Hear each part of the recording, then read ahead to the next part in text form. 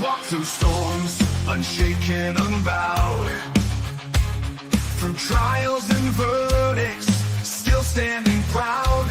A titan in the tempest, against the raging crowd. He's got a vision for the future, gonna shout it loud. Changing the wind, it's coming fast. A new foundation built to last. Cryptocurrency's the key, make the big switch. Power to the people, time to teach the rich.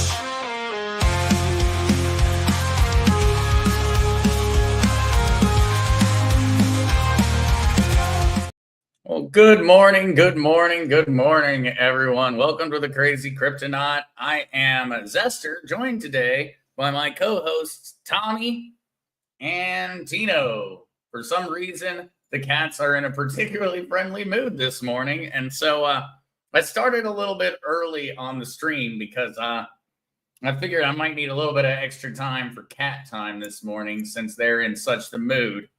I am not quite certain what is going on in little cat land this morning, but I am covered up in cats.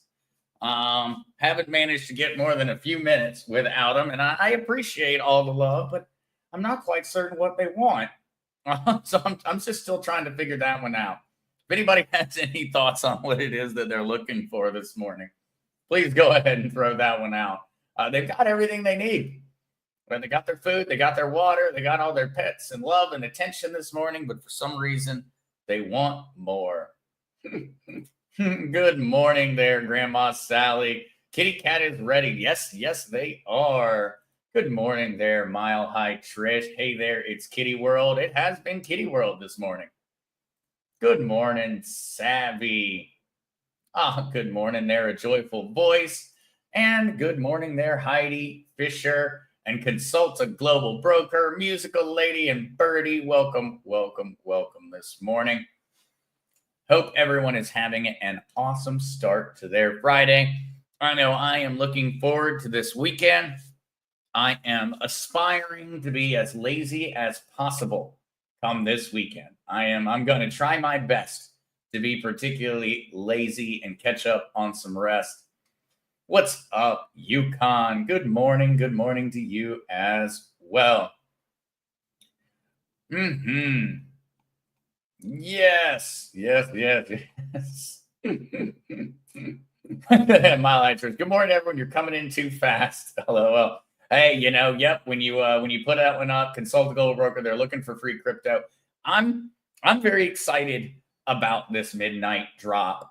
And it's not at midnight. I did confuse myself, I believe, and some folks on Wednesday by constantly using the term midnight. Midnight's the name of the blockchain or of the crypto project, essentially being done by the Cardano team. It's not happening at midnight. The airdrop is set to start sometime in July.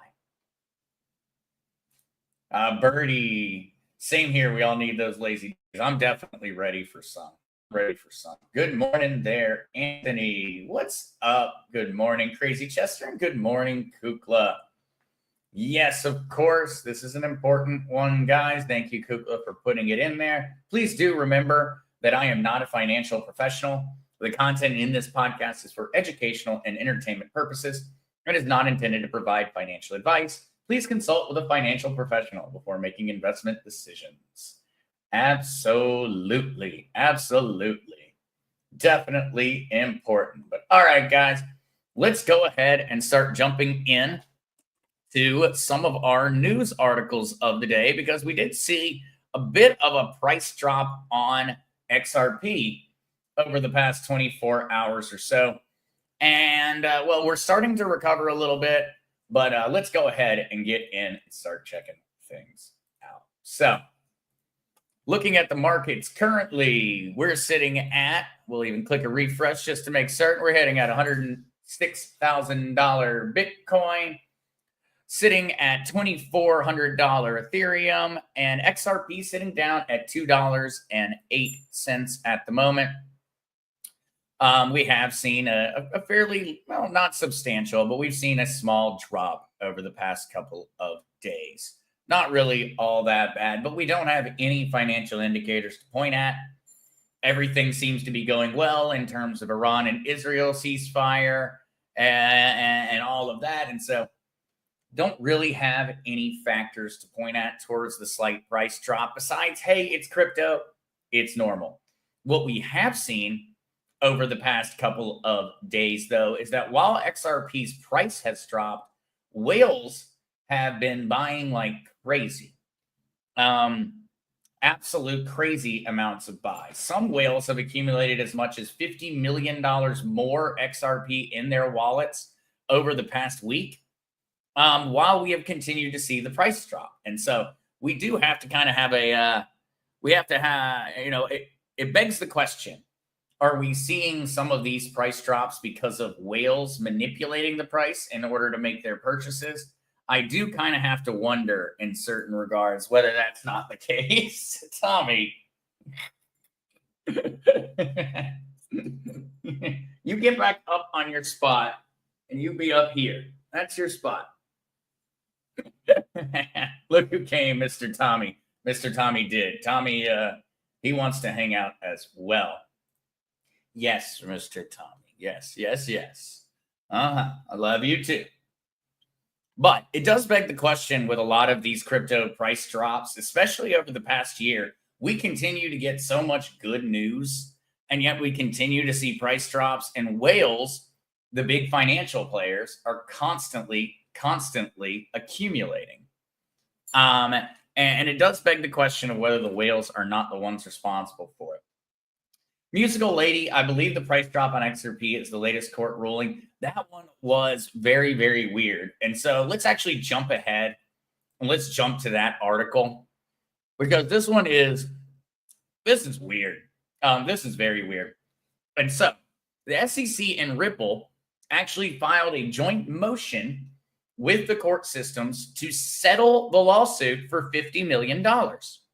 So a federal judge on Thursday rejected an unusual joint motion by Ripple Labs and U.S. Security and Exchange Commission to endorse the cryptocurrency company's reduced $50 million fine to settle a civil lawsuit over the sale of unregistered securities. And so what they're saying here is that Ripple Labs and the SEC came to an agreement and said, hey, we're going to pay $50 million. Now, remember, the fine was originally $125 million. And so this is a massive drop from what the fine was going to be. And they were in agreement over it. And then the judge refused to accept this agreement.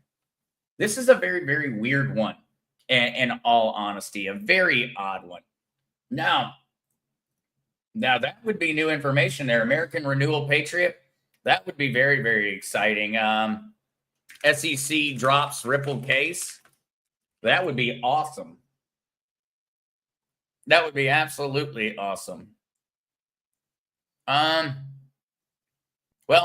I'm not seeing that one pop up right away. Maybe I need to go over and check X on that one, American Renewal Patriot. But that's awesome news. I would be super excited to hear that one. And maybe they did. Maybe the SEC said, hey, screw it. If we can't get the judge to agree on the reduced fine, the SEC just wants to go ahead and throw up their hands and accept defeat. Savvy, the judge wants more money. Hey, follow the money. Follow the money. Definitely. Definitely. Good. Did you wash your hair, Zester? Smelling good for Tommy. Tommy he just loves when it's wet. And it doesn't even matter if it smells good, because he'll do the same thing. If I go out and I'm working in the yard and my hair gets really sweaty, he will just be chasing me around the house like an absolute maniac. Absolute maniac. But no, American Renewal Patriot, if you could point me in the direction of where I could see that one would be very, very exciting. And that it would make a lot of sense considering the court ruling. It would potentially make a lot of sense just for the SEC to go ahead and say they want to drop it. The administration from Trump has already told the SEC to drop this stuff. And so the SEC has the orders to go ahead and settle this. And by the judge going ahead and pushing this off, maybe the SEC does. They just go ahead and decide to drop it. I would definitely be happy to hear it. All right, though. As I was talking about earlier, while we have continued to see volatile, but fairly stagnant trading across cryptocurrency, what we have been seeing is massive, massive amounts of whale accumulation. That part is not changing at all. It's actually accelerating across all blockchains, Bitcoin in particular. And so Bitcoin long-term holders stack 800K BTC per month in a record HODL run. Remember, guys, HODL is just holding. It all comes from way back in the past, where a person was typing very, very fast, and they just kept screaming HODL, HODL, HODL. They meant hold, hold, hold. And so now HODL has just become a common word in the crypto space for when you're choosing to hold something long term and refusing to sell just because the price went down temporarily. Savvy catnip shampoo zester. I don't think that's it. But it sure seems like it. It sure seems like it. Maybe I need to check the ingredients list. But this continues to accelerate. And so Bitcoin long-term holder supply has increased at a record rate over the past month, Crypto Quant reveals. I would say something for just as a heads up to people. There's a big difference between some of the analysis that you'll commonly see in traditional finance and the analysis that you'll see in cryptocurrency. Because when someone comes out and they say, oh, Bitcoin is being held at this rate, or large investors are buying at this rate, because of the nature of the transparent and public blockchain, these are actually facts. We can go in and we can legitimately prove it. It's not a feeling or I've got a vibe or my cousin's college roommate told me so. Whenever it comes to statistics like this or analysis of this nature, it's a guarantee. And so that is something that's very, very different in crypto. And that's the reason when we see things like I bring out numbers of liquidations, those aren't questioned. They're verified. It's the same idea here. Whenever we say that we see Bitcoin whales or we see XRP whales accumulating, it's something that we can actually go in and we can fundamentally prove. Kukla, I've actually already finished. So Kukla asks Esther, what coffee are you drinking this morning? I've actually already finished my coffee for the morning, but what I had was the Valor. I had the Valor. I'm a really big fan of the dark roast. And so I had the Freedom Forge Valor this morning, and I actually started using a new one of the tinctures. I had not started using this one. I had been using the Lion's Mane, Cordyceps, and then the Fortify. And so I'm actually starting to put this one, the Clarity, which is Lion's Mane and Chaga, more into my stack. Specifically to kind of up the amount of Chaga and Lion's Mane I'm getting. I've been a little difficult. I don't know. I've been having a little bit of brain fog with how busy things have been. So I've been trying to up my Lion's Mane. All right, though. Musical Lady, this judge holds Bitcoin and wants to keep XRP suppressed. Musical Lady, I think there's a lot to be said about there being some... we need to go through, especially on crypto, and we need to do this for our senators and congressmen already when it comes to the stock market and insider trading. But I think that there's going to need to be a serious audit of the government in regards to cryptocurrency during this time, because we are. It's exciting because we're seeing so many different crypto laws placed onto the books. We're seeing great news. We're seeing new frameworks, but undoubtedly insider trading is going on. I do think that we need a case opened by Trump into this, where we need to go through and we need to do more research on what some of these 3-letter and 4-letter agencies have been up to. over the past couple of years, because I think that it's a very similar idea to Operation Choke Point 2.0 that went on during the Biden administration, where they kept the majority of us from being able to access cryptocurrency. I want a little bit of research done into what they were busy doing while we weren't allowed, or while we were made to be put through the ringer in order to buy cryptocurrencies. Were they busy buying it and accumulating it? I have a good feeling that they were. And so, Musical Lady, I'd have to agree. I want to know what this judge holds in her investment portfolio. I think that we should know all public officials' investments. I don't believe that, the rest of us should have to publicly disclose how much we have or where we invest our money, but public officials should have to.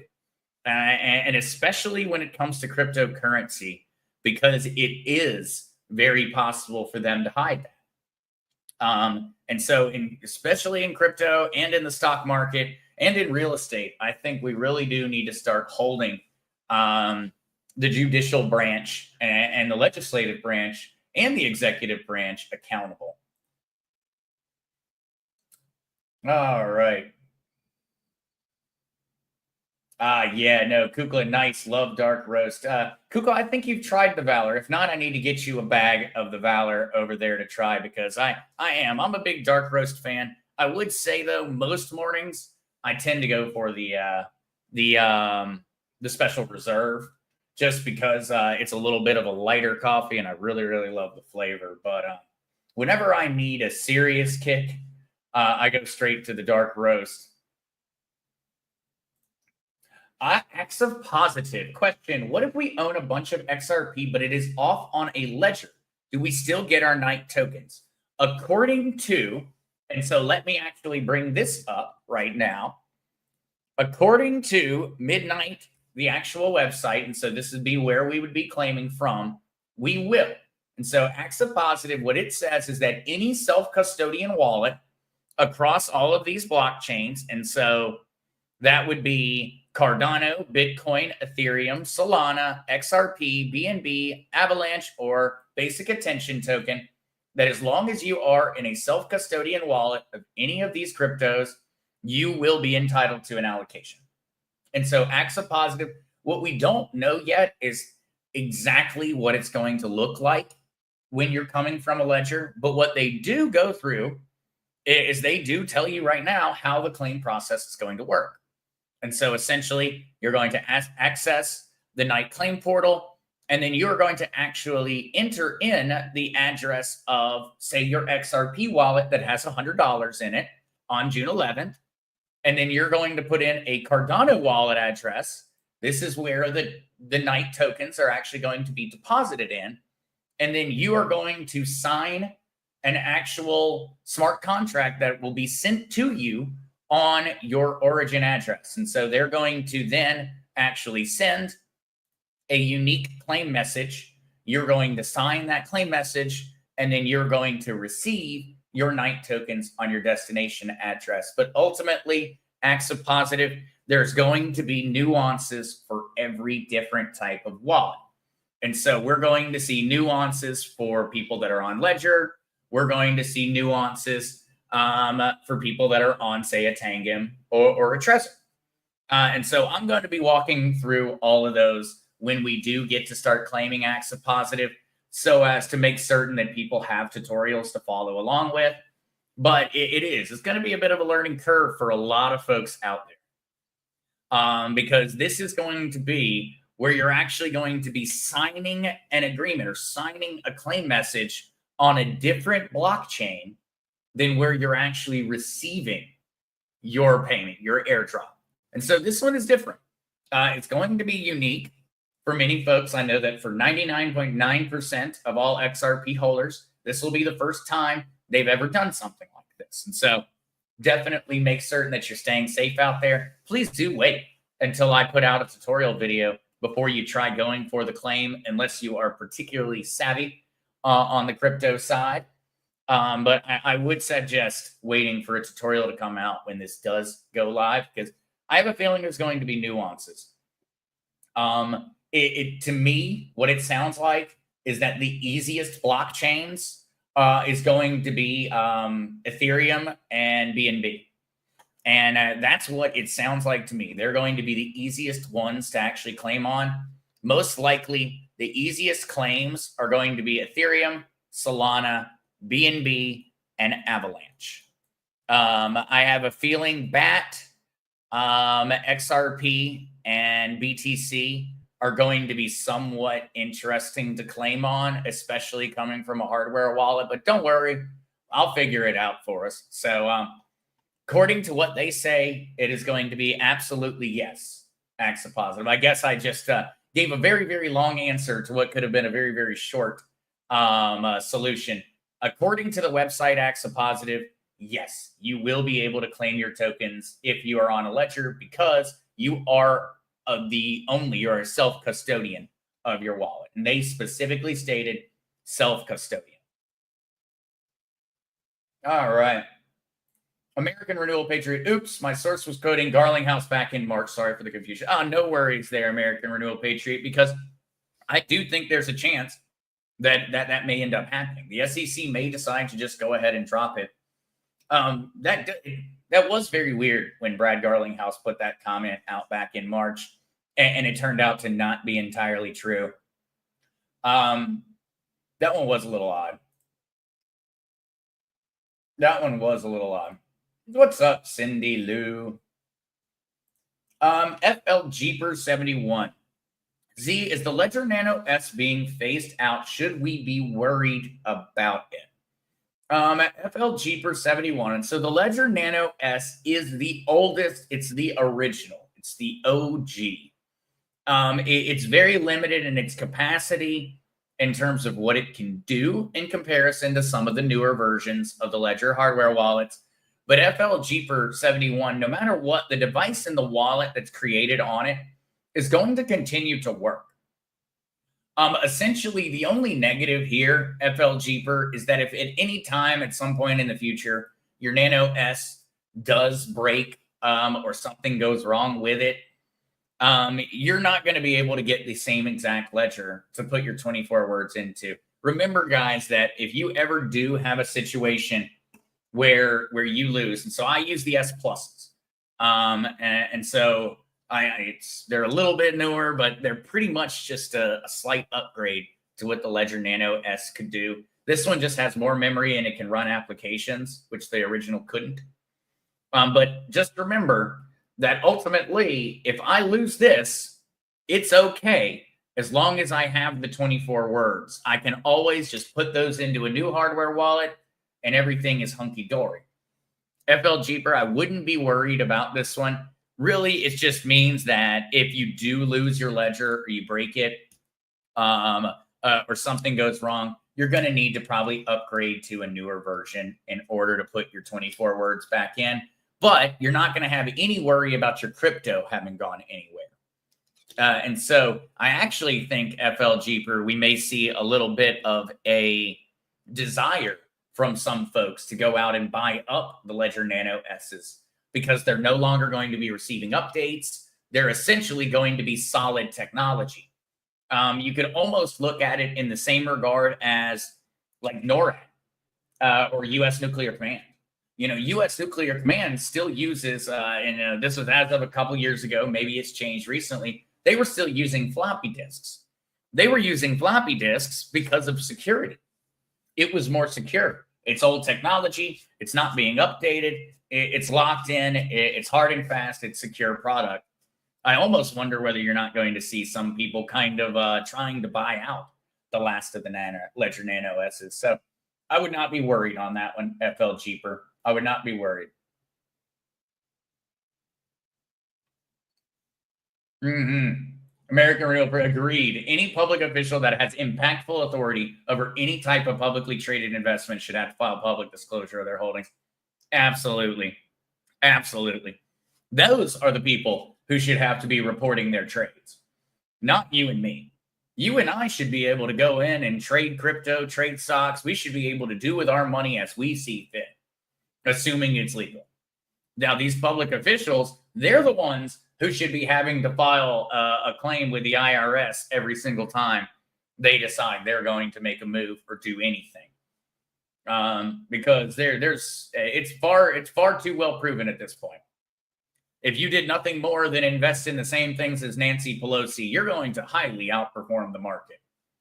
We know that they're up to funny business. Country Chick.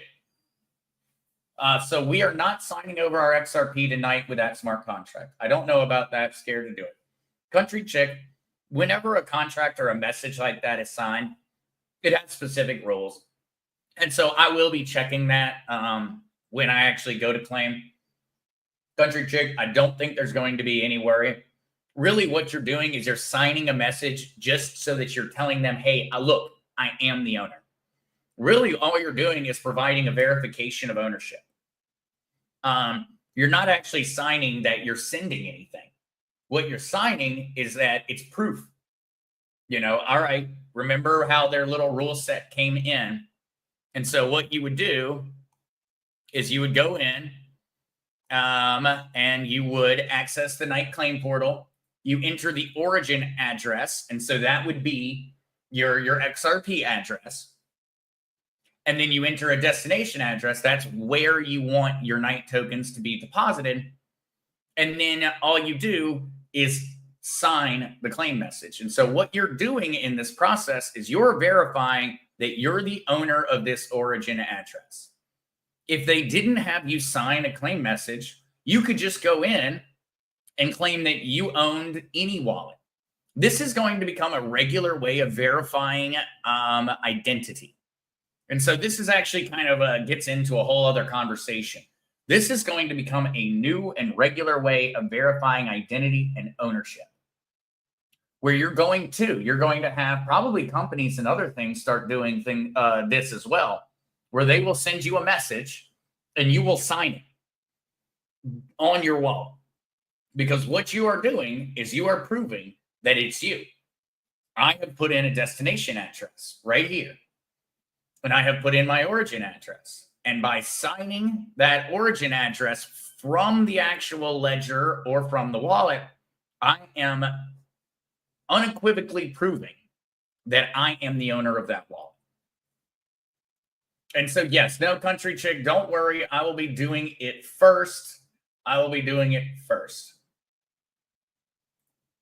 American Renewal, Bhutan has quietly mined 12,000 Bitcoin, worth $1.3 billion since 2020, now holding nearly 40% of its GDP in Bitcoin, making it the world's third largest state holder. Oh, that's very, very interesting. And yeah, no, I did not actually know that Bhutan was so busy on that front, but that would be particularly interesting. Bhutan's a very, very cool country. Fun fact, Bhutan is the only country on the planet that doesn't measure GDP, gross domestic production.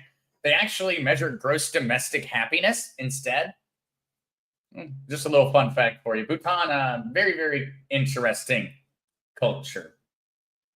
Very, very interesting culture.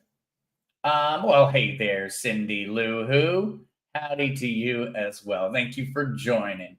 Mile High Trish, my bro lost his code and I rebuilt his ledger last weekend with his 24 words piece of cake. No, that's awesome, Trish, and absolutely. That's why it's so, so important that people remember this is really just like an interface. This is an interface to activate or to utilize my wallet and my crypto. The real brass tacks come down to those 24 words. If you keep those 24 words safe, you're good. You are good. AXA Positive. I read on Ledger's website that they're phasing out the Nano S because it won't work on Web3. Now, this is very true, AXA Positive. And so, when a Nano S Plus, I am capable of connecting and interacting with Web3.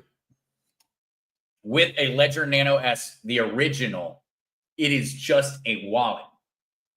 It's just a wallet. That's it. It doesn't do anything other than be a wallet.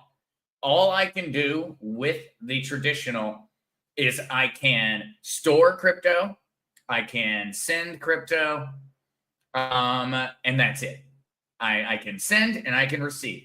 It is a far more simplified version. And that's why I do think that some people are going to actually kind of prefer having one, because it can't do anything else. It's just a wallet.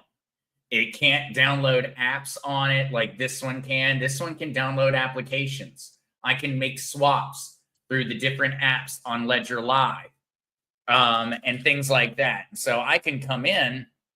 I'm pulling up Ledger Live real quick to kind of show some of the things that it can't do. And that's really where it's why they're saying that. And so, all right, if we come on over here to like Discover on your Ledger Live. And so over here in Discover, I have all these applications that I can actually run on the newer versions of Ledger. This allows me to interact with different Web3 protocols. I can also actually go in and I could even connect my Ledger via MetaMask and interact with a decentralized finance platform. I can do that with the Nano S Plus. I can't do that with the Nano S. And so that's where it kind of locks you out of certain functionality, but it's not in any way unsecure. Some folks might argue that it's more secure because you can't do all of these extra things. And so that makes a lot of sense, AXA Positive. Essentially that they're just phasing it out because the world's moving towards Web3 and being able to use their hardware wallets while they do other things. But there's still not going to be any problem. If you just want a wallet, it's just for storing crypto, it's just for sending crypto, receiving crypto, your Nano S is going to keep working. Cindy Lou, Nano X okay? Yep, no. And a Nano X is definitely ready to operate with Web3. And so Nano X is not going to get phased out for a while, I would imagine, Cindy Lou. H. Hunter, has Coinbase been accused of being nefarious, or do you trust them? H. Hunter, trust is a difficult world, a difficult word and a difficult concept in 2025. And so, do I trust Coinbase entirely? No, but I don't trust any of these different services. I don't trust Wells Fargo. I don't trust Bank of America. I don't trust Walmart. I don't trust Amazon. I don't trust the pharmaceutical companies. I don't trust Kraken. I don't trust Gemini. I don't trust any of them entirely. What I do think, H. Hunter, is that Coinbase is our best option right now. But as always, I recommend keeping your crypto off of a centralized exchange. And so that's a tough one. I use Coinbase, H. Hunter. I use Coinbase almost exclusively. And so in that regard, I must trust them enough to use them. What I don't trust them enough to do is let them hold my crypto. I trust their service to work. I use it. I buy my crypto on Coinbase, but I then remove my crypto from Coinbase. And so that one's kind of a nuanced, it's a nuanced answer, I suppose. Coinbase has not been accused of any nefarious actions overly. They have been accused of incompetence in the past, but not nefarious. It hasn't been malicious, I should say. And so H. Hunter, I hope that helped to answer it, because I know that essentially I said both yes and no at the same time. But I do think that the fact that I exclusively use it essentially means that I do trust it more than the other options. And maybe that's the best way to say it. I trust Coinbase more than I trust others. But as always, I buy on Coinbase and then I remove it from Coinbase 99% of the time. Sometimes I'll keep a little bit of money on Coinbase so that I can be ready to make a purchase. But otherwise, I do. I buy, I leave.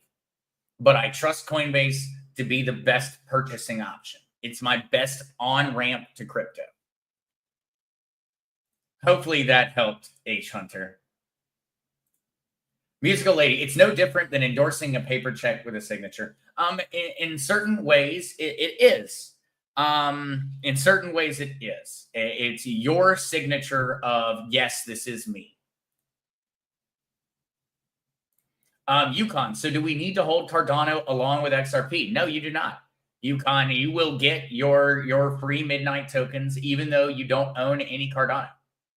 They actually recommend that you make a new Cardano wallet address to be your receiving address for midnight tokens. And so they actually recommend that you make a brand new empty wallet in order to receive these tokens.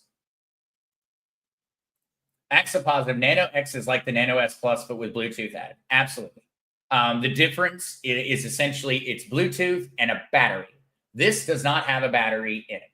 And so when I unplug this from the computer and boom, it's unplugged, it's off. It doesn't have a battery. It can't keep running. And so that is AXA positive. You're totally correct. This does not have Bluetooth and it does not have a battery. The Ledger Nano X has Bluetooth and a battery. Totally correct. Country Chick, what about Uphold Vault then? Is that any good? Country Chick, a lot of different centralized exchanges have these vault programs. Inherently, there should not be any problem with it. What I would just say is that if they are holding it in a vault, you just need to remember they have access to your crypto also.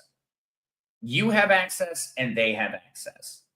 That just means that there are 2 points of failure. Either you're going to mess up or they're going to mess up. Those are your 2 points of failure. Whereas if you are the only one who holds this, there's 1 point of failure. And well, it's me. With this, there is only one person that can mess this up. Me. Not a hacker, not the company, not a pissed off employee. It's me. And so that's kind of scary, but I also find it to be somewhat freeing in terms of the change from the old financial system to the new. And that's where I kind of settle on it. Country Chick, I don't think there's anything wrong with these vault programs. Coinbase has one, Gemini has one, Kraken has one, Uphold has one. I've never heard of anyone ever having a problem. And so, in that regard, if you feel like you need someone else to also have the 24 words and to essentially be your backup, maybe one of these services makes sense. I probably should. I should probably go through and do a review of all of the different vaults. Just so that folks that do want to do that would have a little bit more information. So, Country Chick, I'll go through and I'll see if I can't figure out which of the vaults I would recommend the highest in that regard. All right, hey, welcome Gary7, coming in number 4 on the thumbs up button. Thank you so much, Gary, and I hope you're doing well this fine Friday morning. H Hunter, thank you, Zester. I'm still learning. Your guidance is helpful. Oh, super happy to help, Hunter. Super happy to help. Please feel free with the questions. All right. Jellin157. Mr. Z, what can you tell us about DeFi, as this seems to be the coming preferred form of using crypto and is not really common knowledge? Absolutely, Jellin. That is a great question, because I feel like a lot of times it gets difficult. Sometimes I throw around terms a little too willy-nilly that have become common in the space. DeFi, and so it is DEFI. And what that is decentralized. It's just a short form for decentralized finance. And so what decentralized finance does that is different than centralized finance is that, well, I guess it's in the name, but what that actually means is that there's not a singular authority that is verifying the transactions. And so let's look at this as a matter of Coinbase and PancakeSwap. And so I'm going to go ahead and bring up PancakeSwap over here and get that one up on the screen. So I think this might be the easiest way to kind of show it to everyone. And so with DeFi, what I do is I actually come here and I connect my own wallet. And so right here, this is my wallet. I am a self-custodian of this wallet in crypto. I then come in and I can connect this wallet to PancakeSwap, and I can actually trade, I can stake, I can farm liquidity, I can play games, I can make predictions, I can enter into the lottery, I can bridge to another blockchain. I can do all of these things with my own wallet. In this regard, I did not have to tell PancakeSwap my name. I did not have to tell them my bank account information. I didn't have to prove where the money came from. I didn't have to do anything besides connect my wallet, and I am ready to go. I can start interacting. And as a matter of fact, this wallet that is connected is actually the 7F1B. This is actually a hardware wallet. And so this is my ledger. My ledger is currently connected to a decentralized finance platform. But I did not have to do anything. I didn't sign in with a login code. I didn't tell PancakeSwap, hey, this is Zester. I am, a 32-year-old guy. I didn't tell him anything. I didn't give him my driver's license. I didn't give him my social security number. I didn't give him my credit card information. They don't know me from Adam. They don't know me from Adam. All they know is 7F1B is connected to their service. And this is what makes DeFi so flippin' awesome, because it is truly decentralized. No one here knows who I am. And how is this money, how is this liquidity being provided? It's being provided by other people like me. And so what I can actually do is I can come in here, and this is how all of the trades are done in DeFi.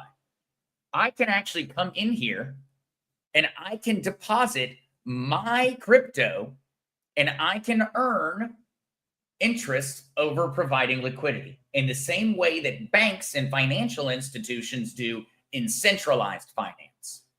I can come in and I could put some USDC paired with some BR on the BNB Smart Chain, and I could potentially earn up to 203% APR for having done so. Now, understand these are very, very risky staking options. The higher the return is, the riskier it is. That's always the case. But look here. This is crazy. This is USDT and USDC. I can come in and I can provide liquidity in a pair of, that is, two stable coins, and I could potentially earn about 17.69% yearly on only having staked two stable coins. It's going to be worth $1 in the end. I'm not going to lose any money on this because, well, I'm going to have the same amount that I started with. And so that is where decentralized finance becomes so powerful and so exciting, because I am now able to trade and exchange automatically across borders. The people providing liquidity here could be in Pakistan. They could be in India. They could be in China. They could be anywhere around the world. And we are able to interact with, trade based off of smart contracts. These smart contracts are running these decentralized exchanges in decentralized finance. It's not a person. It's not a company. It's code. And in that regard, we are capable of circumnavigating the entire need for any banking system. I do not need to go to a bank to get a loan. I can go to decentralized finance and I can get a loan from you, gentlemen, without you being in any danger, because the smart contract can maintain the rules. It's like you have a lawyer, an accountant, and a notary all working for you, but it's all just in the code. And so I keep messing with my hair. Tommy has definitely left me with a bit of a funny hairdo this morning with his playing, but I am able to go in. Sorry, short distraction. I'm able to go in and essentially interact with decentralized finance no matter what I want to do. No matter what I want to do. Whereas with a centralized exchange, Coinbase, for example, that is not the case. Coinbase has all my information. They know everything about me. And remember, on this side, I am interacting with a wallet I own. I still own my crypto. I am the self-custodian of my cryptocurrency. I'm able to interact with decentralized finance while still maintaining complete ownership. Now, in Coinbase's case, entirely different story. Coinbase is the owner of my crypto. Coinbase has the crypto in their wallet. I interact on Coinbase as Zester, not as 7F1B. I interact as Zester. They have my social security number, they have my bank account, they have my address, my driver's license, my passport, and they are the custodian of my crypto. They are very, very similar to the idea of a bank. They're a bank. I'm able to go into the bank and collect my money, or maybe exchange my money, or even go into the bank and maybe get a loan. I'm able to do that. That's centralized finance. I'm controlled by these central authorities. Decentralized finance is the polar opposite. I am the owner of my financial wealth the entire time. The services are being provided by a decentralized network of other people like me. We're not talking about a bank. Bank is not making these liquidity pools happen. It's not a bank. It's you, me, and everyone else around the world. And in that regard, it is unstoppable. They cannot stop this. Decentralized finance is one of the most powerful movers and factors in the changing financial system, because this is where we genuinely take the power back. Now, you and I are the ones benefiting from the financial system, not the banks. I am able to come in here and collect the same types of returns on providing my investments that the banks and the major financial institutions have been the entire time. I am able to come in here and be the liquidity provider. Me, not somebody else, me. And that is very, very exciting. And so, Jelen, I feel like that might have been a little bit of a long-winded explanation. And I really went about the explanation by kind of just showing what DeFi is. But it's the future. And that's why it is so exciting. And those that are in the know are going to be screaming about DeFi as really the golden goose, as opposed to centralized finance. But that's where we're going to see a breakdown. The governments are going to really start to have, their problem is going to be with decentralized finance. Their problem is not going to be with centralized exchanges. It's going to be with decentralized exchanges, because remember, I didn't tell PancakeSwap anything. I didn't tell him anything. All I did was I showed up with my wallet, and that wallet doesn't know who I am. I showed up with my wallet, I connected it, and bam, I'm off and running, able to use the service. Nothing more than that. It's so awesome, John. I'm a DeFi maximalist. I believe that decentralized finance is going to be the way that we, the people of the globe, can truly take ownership over this world. It will be through decentralized finance, because it allows us to become the bank. We are the bank. We are the mortgage company. We are the loans. We are everything at that point. We have genuinely, if we move towards a world where decentralized finance is controlling the majority of the financial movements across the world, we the people will have taken back genuine control over the financial system of the planet. It's that powerful. And that's why we're going to see a breakdown in the near future over DeFi. But remember, Eric Trump and the Trump family, they say DeFi is the future. They don't say centralized finance in crypto is the future. Eric Trump and Donald Trump Jr. and through them, Trump, through their education, they say DeFi is the future. And I'm in complete agreement. It's DeFi that's the future. That is where we genuinely take back the power. We need centralized finance, though, in order to onboard our money to decentralized finance. And so right now, we kind of need each other. Centralized exchanges need us in order to circumnavigate a lot of the different country sanctions, and decentralized needs centralized in order to bring funds and bring value onto the blockchains. But yep, that's it right there. DEFI, DeFi. And that's what's exciting. That is the most exciting part, in my opinion, is when we get to a world where we're able to use real world tokenized assets on decentralized finance platforms. That is going to change everything. When I can go on to PancakeSwap, which, and it's a silly name. A lot of these names are silly in the crypto space. But when I can go on to PancakeSwap and I can trade right here between gold and something else, that is going to be revolutionary. And that is going to take away all of the government's power. When I am capable of doing that, it's going to be a revolution. And it's going to massively change how people choose to interact with money and finance. I am searching for the DeFi website. Well, DeFi, Gary7, is just an overarching term, DEFI, for decentralized finance. And so there are tons of decentralized finance platforms, tons of them. PancakeSwap just happens to be the biggest one at the moment in terms of how much money it makes. Oh, Kukla, later, Zester, have a blessed weekend. You have a blessed one as well, Kukla. Absolutely. But that is Savvy. Can I sponsor you, Zester? I'd love some sponsors, Savvy. I'd love some sponsors. Maybe we can get some nicer cameras, or maybe I'll finally buy some white paint. Jellin 157. Supposedly XRP will be stakeable on Uphold very soon. I actually have a little bit of a update on that.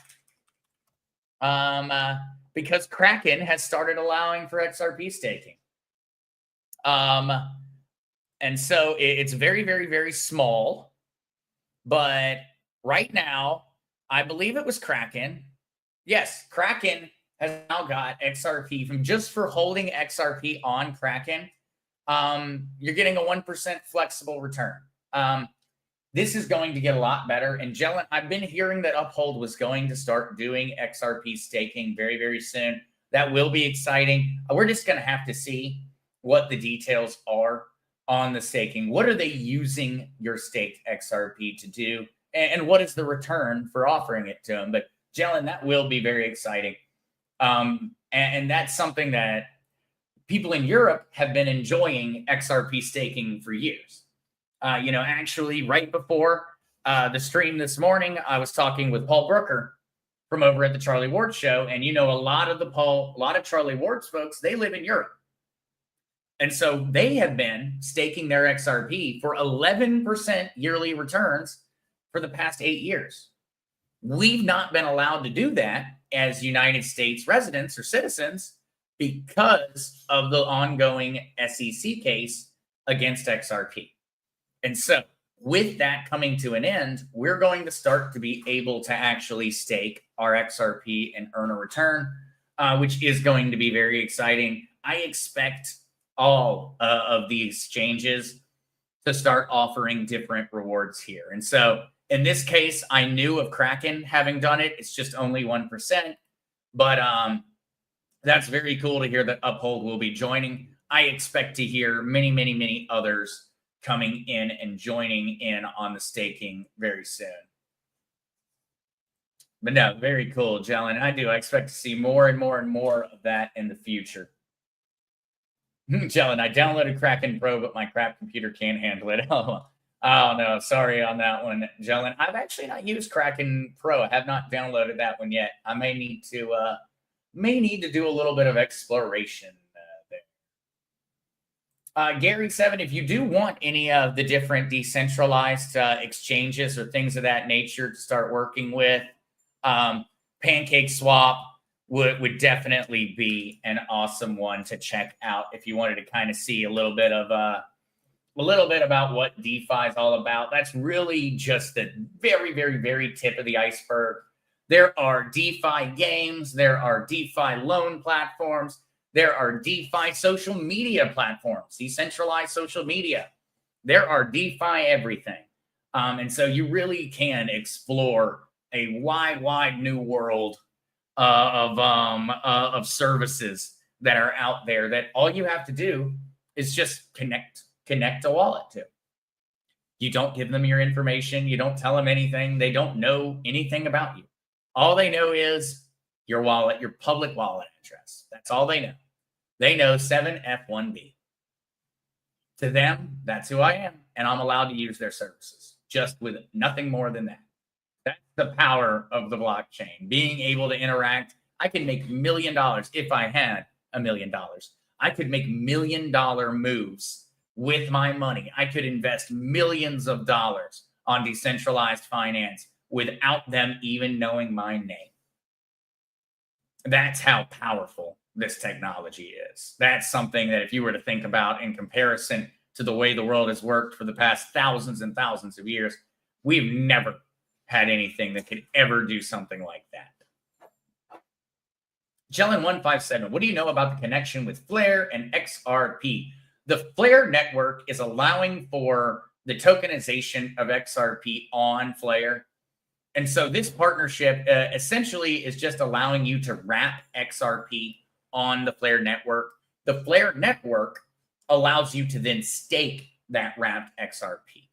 And so the Flare network really focuses on staking, and that's where it's at. And so what you just have to keep in mind, Jellin, is that it's a little bit of a process to get over to Flare, and that what you have done is essentially you have interacted with and you've said, hey, I hold XRP on the XRP ledger, but I would like to put this XRP into a smart contract, and I would like you to issue me a XRP representation, a stable coin of XRP, I suppose you could say, on the Flare network. And so what's happened is I have my real XRP is sitting in a smart contract, and they have issued me a wrapped XRP. Now I can take this wrapped XRP and I can do anything that is available on the Flare network. I can go stake it, I can sell it, I can trade it, whatever. But if I ever want my XRP back on the XRP ledger, I have to essentially do the process in reverse. I have to say, okay, I'm going to give you back my wrapped XRP. I want you to give me my XRP. And so that's essentially how that works, Jellin. That's a very oversimplified explanation of how it works, but that's essentially how it works, where I have placed it in to, you could almost say like a, like when you go to a lawyer, the word is just absolutely eluding me at the moment. It's like when you're going to secure an option on a property, you would place a certain amount of money in the hands of the lawyer who is a third party in between. What do they call that? It's like right on the tip of my tongue, and I cannot remember the word. But that's essentially what it's like. It's like placing a certain amount of money into holding and then being issued that money on the other side. The word will come back to me as soon as I click in stream, I'm positive. But so, Jellin, it is. They do have a relationship. You can stake XRP on the Flare network, but you have to move over to the Flare network. Oh my gosh. We have actually managed to acquire a day of all three kitty cats stopping by. Tina has come to say hello, and so we have managed all three kitty cats during this morning stream. Well, it's like a retainer, but I'm there's another word that's coming to mind. But yeah, it's similar to like a retainer, but there's another word where you're actually locking in essentially. But yes, we did. We managed to get all three kitty cats this morning. And little Tina coming in last. She was probably napping. Gary 7. I swapped the sarcophagus for a bottle of Bacardi. It was certainly a rum for my money. There you go, Gary. There it is. That's the word. Escrow, Mary Jane. Mary Jones, escrow. That was the word that I was trying to find and just could not manage to acquire. Escrow. It's kind of like that, where essentially it's being held like by a lawyer, a smart contract. And essentially the smart contract has rules. I give the smart contract one XRP. It gives me one Flare XRP. I give the smart contract one Flare XRP. It gives me one normal XRP. It's like they're the in-between point. It's a bridge across the two blockchains in a certain way. And so, Jelen, does that take place on your wallet or theirs? Jelen, what actually happens is that they set up a wallet that is a smart contract. No person controls it. And so it's not controlled by a person. It just has set rules. And I do exactly that. I deposit my XRP and I say, hey, I would like you to put my Flare XRP on this wallet. And they take my XRP and they put the Flare XRP on the wallet I tell them to. And so it's actually being held in essentially in escrow. It's being held in escrow. It's not in anybody's hands. Essentially, it's floating in the ether, but it's being represented by that one version of Flare. Gary 7, are your cats well? They are. And they're doing very well, and they're particularly friendly this morning. Particularly friendly. I think that's why we managed to get all three to join us for the show.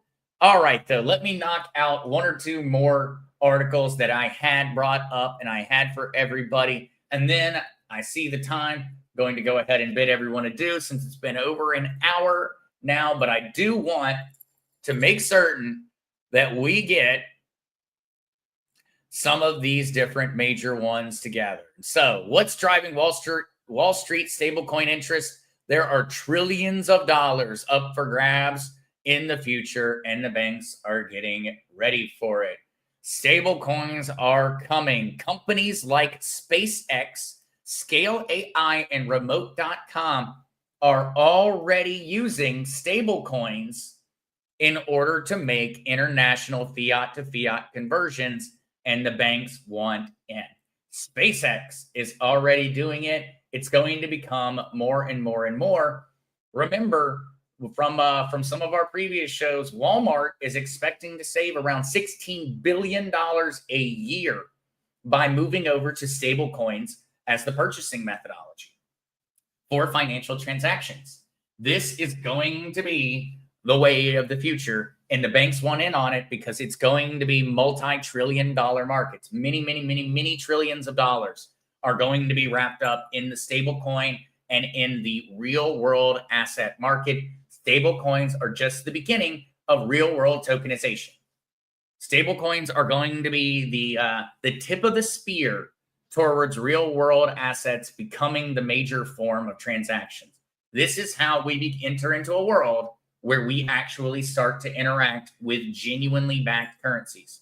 This is how we enter a world where we have gold and silver backed currencies. It's going to be through this. It's going to be through essentially stable coins or real world asset tokenization. And Jelen, I'm sure Visa and MasterCard will be thrilled if that happens. They're already making the partnerships. MasterCard partnered with Chainlink to start providing crypto payments. And so these credit card companies are going to start rapidly evolving into stablecoin companies. Matter of fact, we already saw Bridge was just recently acquired by Stripe. So Stripe, remember, Stripe is what provides traditional fiat transactions. Well, look, Stripe is buying stablecoin companies. And so these credit card processing companies, they are buying stablecoin companies because that's the future of their business. These credit card companies are going to go the way of the dodo in terms of the way their business model currently works. They're going to go the way of the dodo. The debit cards are going to go the way of the dodo. Credit cards are going to become kind of a little bit of a different thing. But essentially, that is what's happening. Yep, escrow. Escrow was the word I was looking for there, musical lady. It was escrow, because that is kind of like how it works. Essentially, you're putting it into escrow, but you're getting a form of it, a tokenized form of it that you can use on the other side. Yeah. All right, though. Let's jump to our last little article, and then I'm going to let everybody get on with their days. Has been an hour and 5 minutes, but Fannie Mae and Freddie Mac have been ordered to consider crypto as an asset when buying mortgages. Here we go again. I keep telling everybody your houses, your property, it's going to be on the blockchain. It's going to be tokenized. Well, here's the first step on that regard. The Stablecoin Act and the Genius Stablecoin and the Stablecoin moves, that is the first step towards the real world asset tokenization and gold and silver becoming means of actual exchange. This, in terms of Fannie Mae and Freddie Mac and the court order, or actually the political order to actually start accepting these as an asset, this is the move towards you seeing your homes and your property being tokenized. First things first, you need to be able to buy property with cryptocurrency. Second step will be, let's actually make the property into a cryptocurrency. And so this is just the first step in that path. We're seeing it on the stablecoin side, and we're seeing it on the property side. It's coming. Jelly, but Visa will lose all those fees that Walmart and Amazon are paying now. Yes, they will. Yes, they will. I expect there to be a few credit card companies that do not survive. I do. So, all right, though, I just had Tina jump in my lap, and that means I have got to go wash my face and probably take allergy medication because Tina, I don't know what it is. But Tina is the only cat that I can't handle. And so, yeah, I am already want to scratch my nose off. Unfortunately, I love little Tina, but she has got some kind of, she's a trigger for my allergies. And so I'm going to go ahead and bid everyone adieu. Thank you guys so much for joining. I will be back again on Monday at 11:30 a.m. Eastern Standard Time. Thank you all again for being here. But yep, 11:30 a.m. Eastern Standard Time on Monday, Wednesday, and Friday of next week. I'll be looking forward to it. We will find out sometime next week. We'll learn about this midnight token and the free tokens that we're going to be able to claim as XRP holders. Hopefully that should make for some exciting videos and live streams later in the week. Probably Friday, I would guess, would be the day next week, maybe Wednesday, where I'll be able to share a lot more information about how that works. But all right, guys, love y'all. Thank you so much for joining, and I will see you very, very soon.